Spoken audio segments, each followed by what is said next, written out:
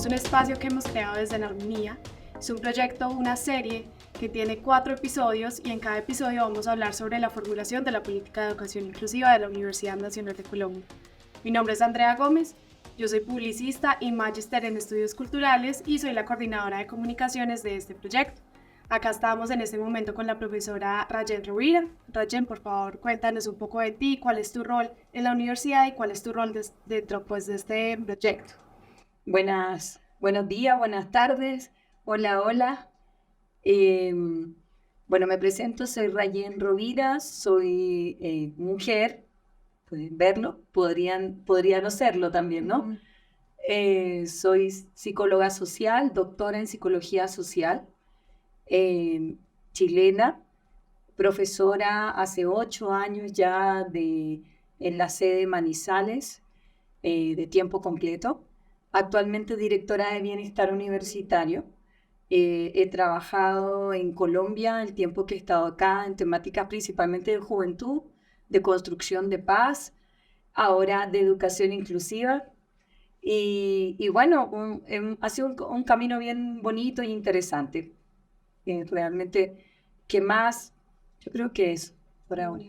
Bueno, también contarles que la profesora Rayen es la líder de este proyecto. Mira, se me estaba yendo. Soy la líder del proyecto de educación inclusiva, pero realmente, por eso digo, estoy estudiando educación inclusiva de hace 2 años y medio, pero yo vengo trabajando en género y en otros temas de inclusión desde hace 20 años, de lo que comencé a trabajar con mujeres en Chile, de lo que trabajé con migrantes en España y pues con juventudes acá.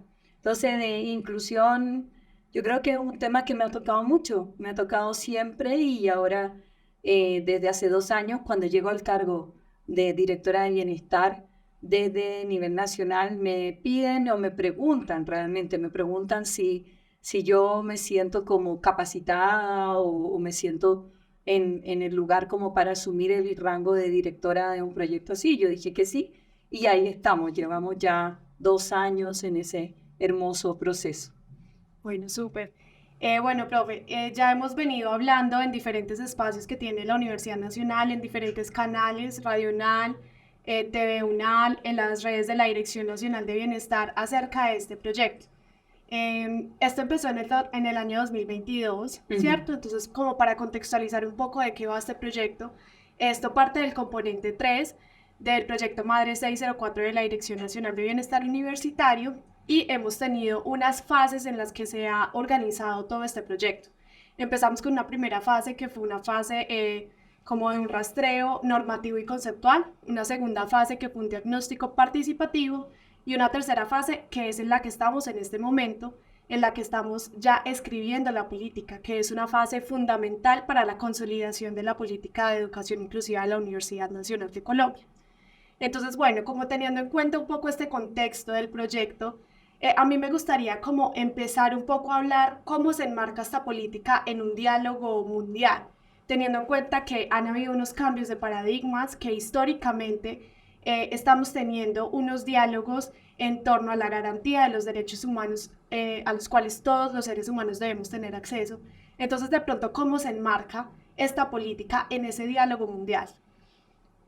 Tenemos muchos marcos. Realmente el diálogo de la inclusión es un diálogo que se viene dando formalmente desde la década de los 30, 40, con todo lo que significaron las guerras también en Occidente y que de alguna manera nos plantea un desafío en relación a la condición humana.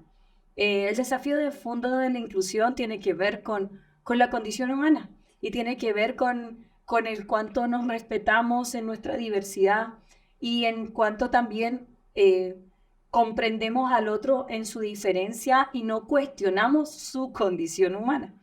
Esos diálogos, esas discusiones parten de una época en donde principalmente hubo diálogo en relación al racismo, en relación también a las personas con discapacidad. Realmente desde la pedagogía se empezó a ver la necesidad de la inclusión muy fuertemente hacia las personas con discapacidad.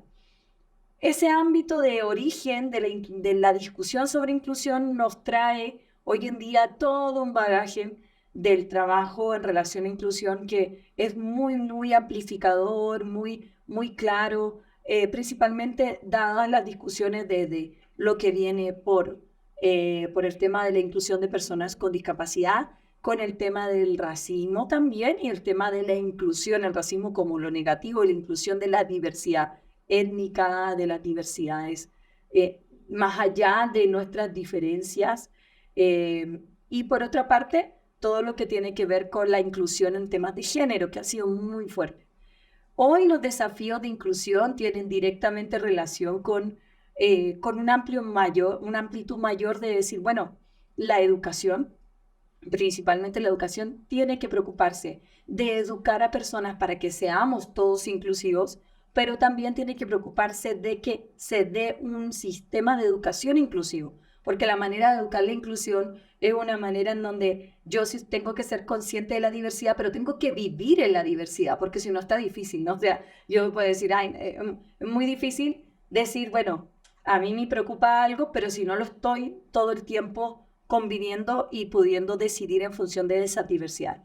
Entonces, hoy en día están los objetivos de desarrollo sostenible, por ejemplo, llaman en las metas en relación a educación básica, media y superior, la educación en general, a que sea la educación inclusiva y que nos preocupemos de la educación inclusiva. Qué distinto hablar de inclusión educativa, que eso sí hemos conversado en otro espacio, y que tiene que ver no solamente con la idea de incluir a un diverso o un distinto, sino que la idea de pensarnos como sistema en donde todos estamos preparados para la diversidad y para las múltiples diversidades que puedan surgir. Entonces, realmente el marco internacional hoy en día nos llama a cumplir con esos objetivos de desarrollo sostenible. El marco nacional también nos llama. Y a partir de eso, pues, las necesidades hoy en día son de la inclusión y de la educación inclusiva en general, no tienen solamente una preocupación por ciertos grupos de personas más excluidos, sino que en realidad también de educar esa diversidad, educar esas mentes más abiertas, más, de más, de una visión más amplia también de mundo y de formas de vida entre nosotros mismos. Listo, profesora. Ahorita usted hablaba del marco también nacional. Mm. Acá es bien importante también entrar a colación a este tema, al diálogo, ese deseo de construcción de paz a partir de un acuerdo reciente y de unos intentos históricos que han sido de cierta manera un poco fallidos en temas de construcción de paz. Ahorita esta política, ¿cómo aporta a esa construcción de paz que no solamente es responsabilidad de los actores históricos del conflicto armado, sino que también es una responsabilidad de nosotros como ciudadanos que tenemos que vivir en convivencia y aceptar la diferencia? ¿Cómo se enmarca también esta política dentro de esos deseos de nación y de esa construcción de paz? Bueno, la diversidad en Colombia ha sido condenada, ¿no? Mucho por la guerra, por los contextos de guerra.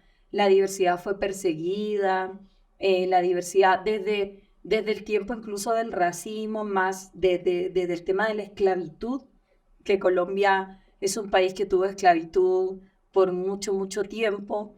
Algo de esas formas de pensar en la diversidad y en la inclusión son fundamentales de tener en cuenta. Y luego, si a eso le sumamos la dinámica de la guerra, o sea, lamentablemente creo yo que en nuestros países latinoamericanos hemos sido criados en una cultura comúnmente bastante hija del blanqueamiento de la raza, hija de la homogeneización, hija del patriarcado, y de alguna manera nuestros países tienen una deuda pendiente con eso en general. Una manera de saldar esa deuda, creo yo, en Colombia es tratar de educar la inclusión y educar estos sistemas más inclusivos que enseñen de convivencia y que enseñen en ese sentido, ahí sí, la construcción de paz, que enseñen a resolver los conflictos, a identificar las propias posiciones frente a las cosas y a aprender de la diversidad.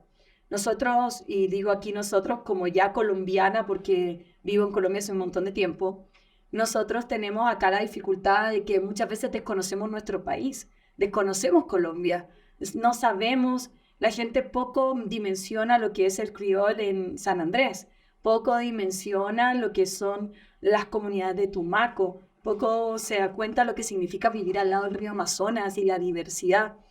Nosotras con esta política, en esto que tú contabas hace un momento atrás, en relación al recorrer el país, al conocer la diversidad del país a través de la sede de la universidad, tenemos una oportunidad única, tenemos la oportunidad de asumir un desafío de país dentro de la universidad, porque la universidad recrea, no solamente recrea, sino que está en las distintas partes del país.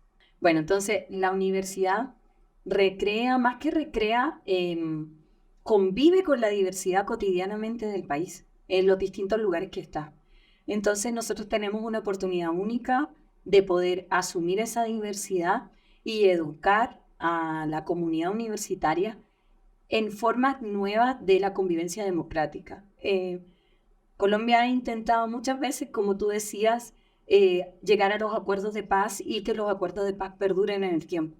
El perdurar en acuerdos de paz tiene que ver con concertar continuamente formas de convivencia y llegar a acuerdos y decir lo que somos de distinto, lo que no nos parece del otro, poder conversar, poder establecer diálogo y poder limitar los abusos de la fuerza.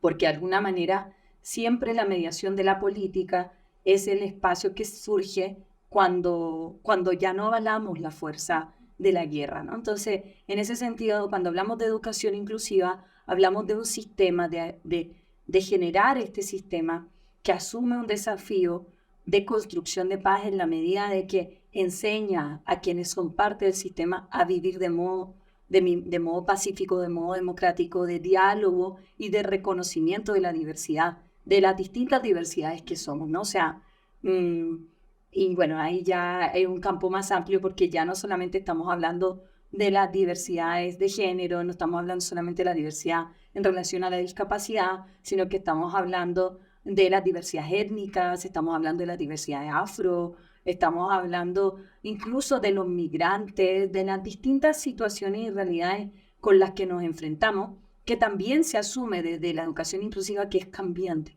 El sistema y la diversidad, porque la sociedad es cambiante, entonces la diversidad de la condición de la vida siempre es cambiante. Entonces, claramente hoy estos son los desafíos. Hoy tenemos el desafío de la construcción de paz y hoy planteamos muy de la mano el desafío en la universidad de que la educación inclusiva va a aportar a la construcción de paz, de la mano también con todo lo que nosotros tenemos del trabajo, el compromiso ético institucional, que es pues la solidaridad, la equidad, ser justo, los distintos valores que también nos habitan como universidad. Sí, claro que sí. Y también ese reconocer la diversidad tiene que ver también con esa participación y creo que fue un ejercicio importante que se ha realizado desde este proyecto de formulación de la política de educación inclusiva.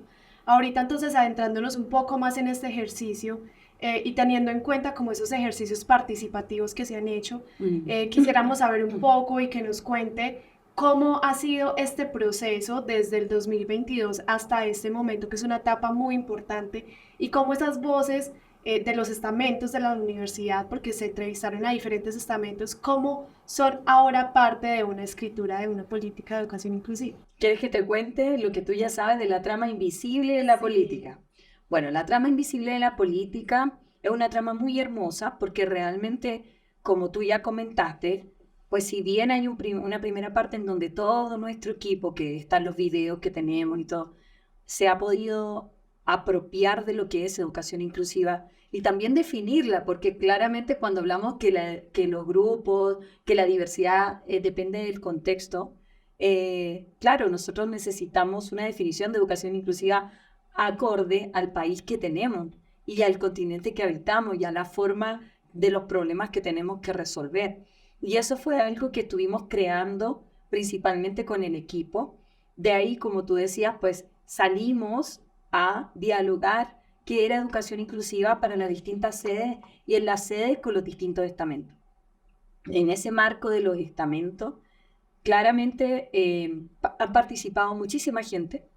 Hemos tenido muchas voces. No ha habido ninguna suerte de impedimento para el diálogo. Ha sido mucha la apertura porque la gente realmente yo siento que es una sensación en todo el país, desea ser escuchada, desea ser considerada, desea tener espacios de poder decir lo que quiere hacer y cómo quiere la universidad.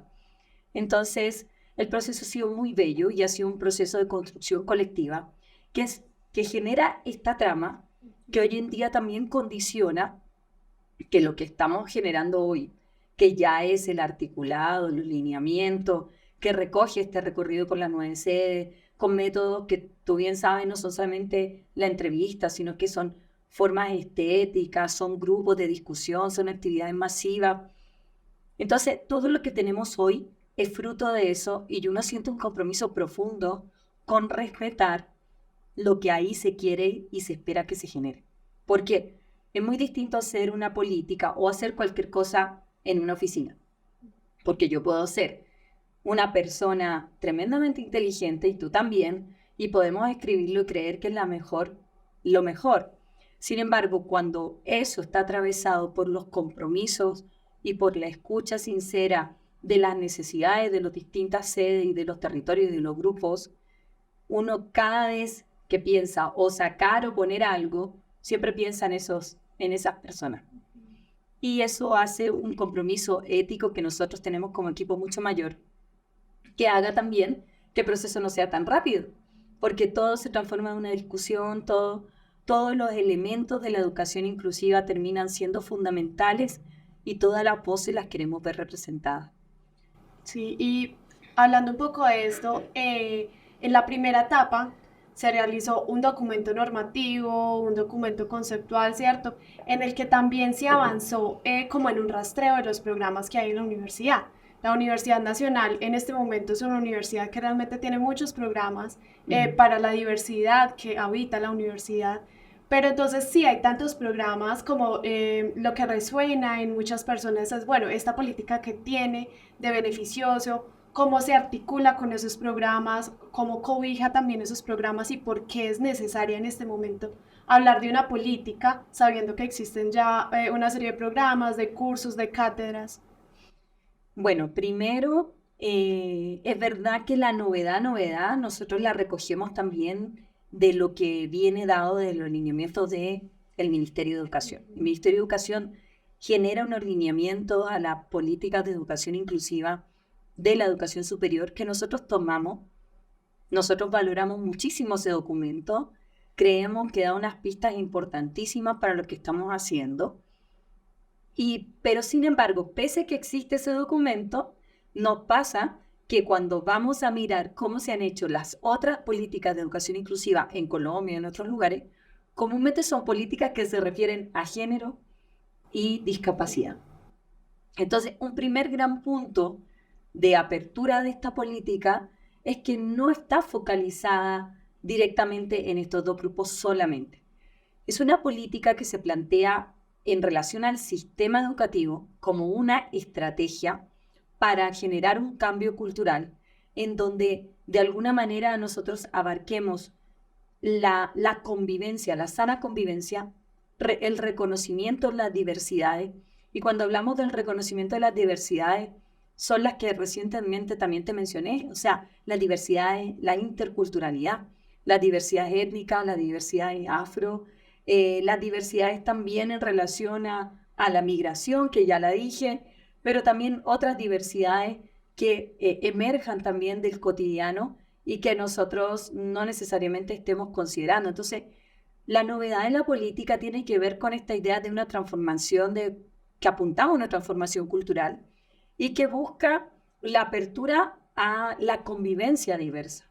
Y en ese sentido, no es acciones puntuales de eliminación de barreras para que unas personas excluidas sean parte del sistema, sino que es decir, ¿qué necesitamos para que todos los que puedan llegar a la educación superior puedan ingresar, permanecer y graduarse o terminar sus contratos cuando son otros que no son los estudiantes, sino que de la mejor manera, ¿no es cierto? O sea, estamos hablando que también es una política que no está solo centrada en los estudiantes, sino que incluye también elementos para todos los servidores públicos, sea profesores y sean también funcionarios administrativos. Y de alguna manera es una política, por ende, que abarca más allá de lo que pasa en el aula, abarca la universidad como un espacio que tiene que aprender cosas para poder enseñar cosas y sintiendo que el aprendizaje se da en todos los espacios de la universidad y con todos estamos aquí aprendiendo, todos, ¿no? O sea, incluso los que están ahora detrás de cámara también están aprendiendo, tú estás aprendiendo, yo estoy aprendiendo, todo el tiempo es una red de aprendizaje que tenemos que aprovecharla y tenemos que cultivar esa humildad también en toda la comunidad universitaria de esta idea de que todo el tiempo podemos aprender de la diversidad, del otro, de la diferencia, y que eso nos va a hacer más ricos también en nuestro capital cultural, en todas nuestras capacidades también, que necesitamos poner al servicio también de la construcción de este país.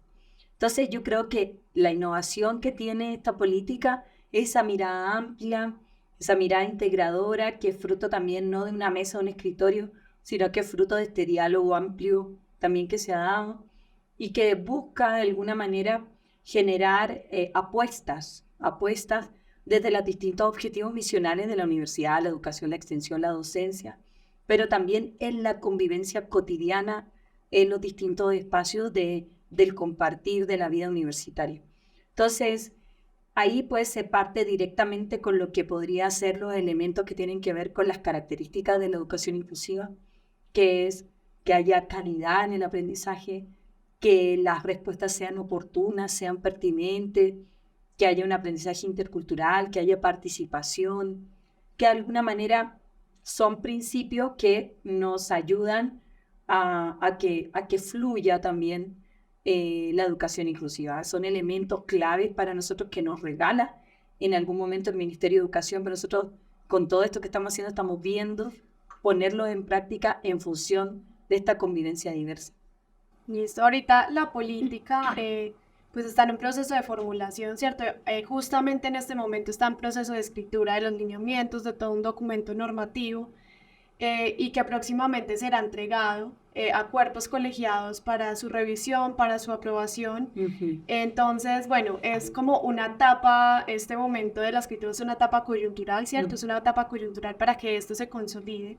Y teniendo en cuenta eso, de pronto, ¿cuáles han sido esas barreras que se han encontrado dentro de esta formulación de la política de educación inclusiva y también cuál es de pronto la viabilidad que puede tener esta política?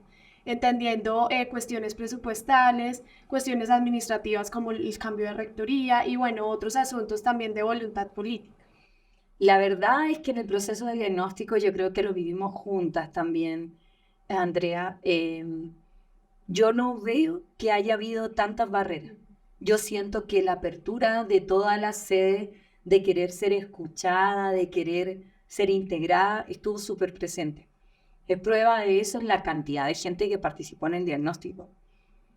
Ahora yo siento más que barrera, es como los temores, porque todavía no lo vivo como barrera, porque uno hablaría de barrera si hubiera tenido en este momento una negativa en algo con el proceso.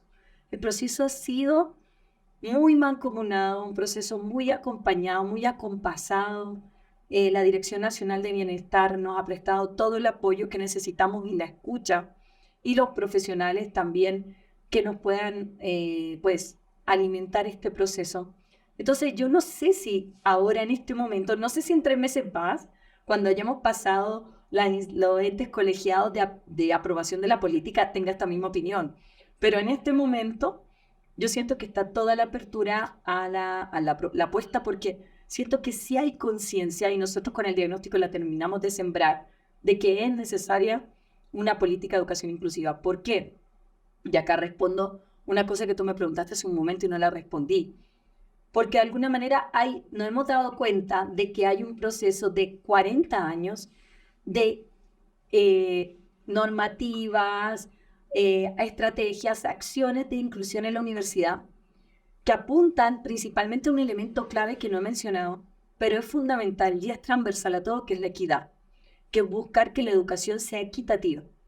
La educación inclusiva son elementos que aportan a la equidad y de alguna manera lo que hace una política de educación inclusiva es armonizar, como dice en armonía, armonizar todas esas estrategias que hace 40 años se vienen gestando en la universidad para que, uno, dialoguen entre ellas, dos, sea equitativo lo que se entregue a nivel nacional para todas estas iniciativas y que de alguna manera responda a las necesidades actuales. O sea, haya un grupo pendiente de que se esté respondiendo a lo que hoy se necesita, porque si bien son tan importantes como hace 40 años, las necesidades han cambiado.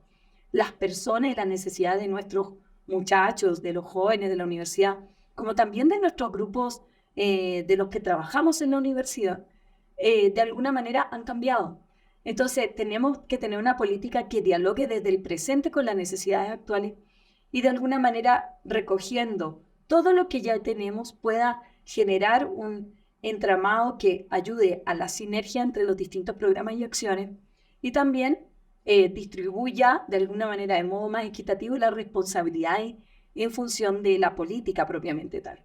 En ese sentido, pues no niego que puedan presentarse barreras, o sea, obviamente, siento que más que nada tiene que ver con miedos al cambio, miedo a decir, ay, pero si ya tenemos tantas cosas, ¿por qué vamos a hacer una distinta?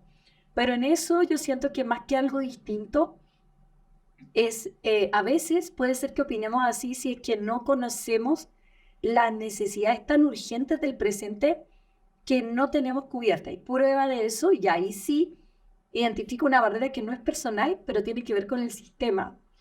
Es que nosotros en la universidad tenemos muy mal registro actual de la caracterización de nuestra población universitaria, por ejemplo. O sea, tenemos una cantidad de programas, pero no tenemos una caracterización acorde a las necesidades de los programas. No tenemos buenos seguimientos de las apuestas que tenemos montadas hace 40 años.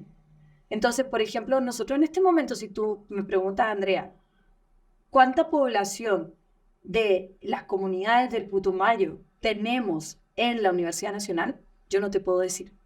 ¿Por qué? Porque los registros en relación a personal administrativo, a profesores y a estudiantes no registra hoy la diversidad.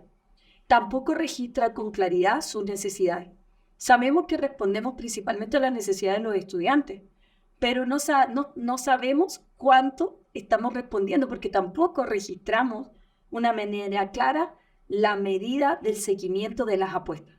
Entonces, tener una buena política implica tener apuestas, hacer un seguimiento y una caracterización oportuna de todos los grupos, proponernos metas en función de esos grupos dentro de la universidad o en función de, incluso no solamente del grupo, sino que en función de la convivencia pacífica, que no lleguen tantos casos, por ejemplo, a la ruta de género, que no lleguen tantos casos a los CORCAT, ¿no es cierto? Entonces, podríamos establecer ciertas metas si es que generamos sistemas de seguimiento a la convivencia, sistemas de caracterización de la población, seguimiento a la convivencia en función de estrategias y acciones que generemos de la política para trabajar estos distintos temas. Entonces, yo creo que hoy en día las mayores barreras son justamente de sistemas que no están montados, que nosotros cuando empezamos en la política dijimos, bueno, no, esto es fácil de montar al inicio porque que sepamos primero dónde está la población afro. Nos dimos cuenta que no hay registro claro de la población afro dentro de la universidad.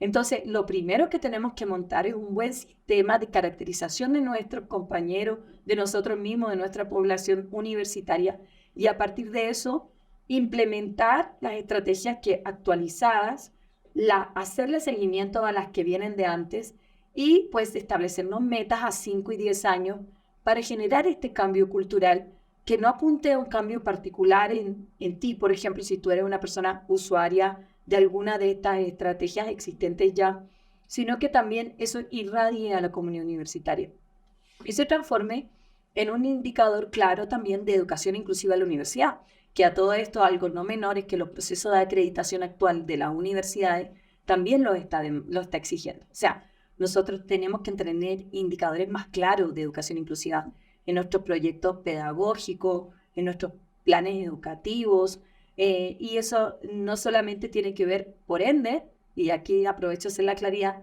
con acciones hacia bienestar universitario, sino que son acciones que involucran a dirección académica. Si se dan cuenta, es y dirección académica, pero también es personal, pero también es bienestar. Entonces hay una serie de acciones que por eso decimos que es una apuesta de sistema.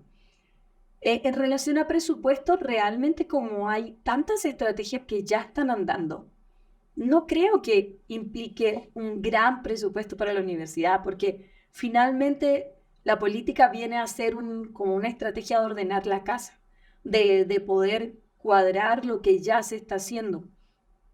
Hay como un temor, sí, puede ser de antesala, de decir, uy, no, esto puede ser una cosa que nos lleve mucho dinero. Pero realmente yo no creo que para lo que significa para esta universidad y para las proyecciones que esta universidad, como Universidad Nacional de Colombia, tiene de crecer en los próximos 100 años, es necesario en algún momento considerar importante invertir, aunque sea no mucho, en algo como esto, porque yo realmente creo que no estamos hablando de algo que va a implicar un gran gasto para la universidad, pero sí va a implicar una transformación en relación a la convivencia y a la organización y a la armonización de apuestas que ya existen. Y pues claramente, más o menos, lo que se gaste en la política implicará también de las voluntades de los encargados de las diversas áreas misionales de la universidad y del funcionamiento de la universidad, porque lo que sería importantísimo es que esté la voluntad, como estuvo para el diagnóstico también, porque en el diagnóstico sí estuvo de todas partes, la voluntad de decir, bueno, estas transformaciones sí las vamos a hacer. Posiblemente solo podría pensarse en que ocurriera algo distinto si esa voluntad no ocurriera, pero yo lo dudo porque realmente yo vi y he visto mucha apertura con este ejercicio, entendiéndolo así, entendiéndolo como una reorganización, como una actualización, como un proceso que va a recoger las necesidades del presente para proyectar una formación integral de la comunidad universitaria hacia el futuro de una manera más inclusiva. Entonces, pues creo que pienso que la mayor necesidad del presente es la actualización de nuestra caracterización, la armonización de las apuestas que tenemos existentes, y por eso la propuesta que tenemos en este momento hacia los entes colegiados, en el proceso que vamos ahora, es una apuesta que apunta directamente a todo esto que estoy contando. Es una apuesta que apunta, por una parte, a un tema de formación académico, apuesta a una transformación cultural en relación a los territorios en donde la universidad se sitúa, apuesta a una transformación en cuanto a la administración y al seguimiento y caracterización. Bueno, profesora Rayen, ha sido un gusto pues como compartir este espacio hablando sobre la formulación de la política de educación inclusiva. Esto también es una invitación a todas las personas que nos ven, que siguen los canales de la Dirección Nacional de Bienestar Universitario, a que estén pendientes porque cada 15 días vamos a sacar un capítulo nuevo en el que vamos a abarcar diferentes temas. Este fue un poco relacionado con temas generales. Los próximos van a ser un poco más enfocados en ciertos temas, uno más enfocado en el tema del campo, otro más enfocado en el tema normativo. Entonces, bueno, los esperamos cada 15 días. Este se llama Diálogos en Armonía y los esperamos en esta serie de 4 capítulos en los que hablaremos sobre la formulación de la política de educación inclusiva en la Universidad Nacional de Colombia. Muchas gracias, me despido. Chao a todas, todas y todes. Universidad Nacional de Colombia, proyecto cultural, científico y colectivo de nación.